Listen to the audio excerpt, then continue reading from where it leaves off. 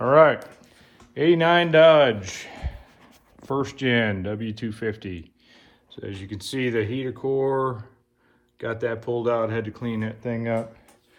Put a new heater core in there, and it's right there, all nice and new, ready to go back in. So one of the issues that is common with these is that air intake. You can see that right there.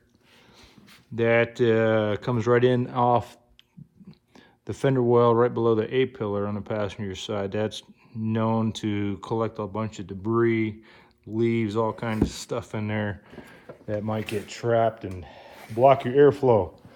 So I wanted to show you guys real quick there'll be more to follow on this thing. I gotta touch up the paint and built that stack right there, getting ready to put some injectors in and doing some wiring and gauge work, etc. to the LED bulbs to the dash. Okay, so right here's the inside. You can see there's a cross member that typically goes right here. That's been pulled out so you can get this heater core out, and it comes out pretty easy. It's not too bad.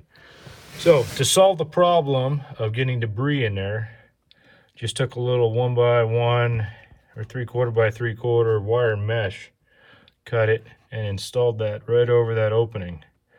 When I had mine, I pulled mine out, I had a couple dead mice in there, sage rats, as well as some leaves, and my heater core was bad. So anyway, I figure I don't want to have that problem again and have to pull that whole thing out. So that should keep a whole lot of that debris from getting down inside that airbox when I put this thing back together.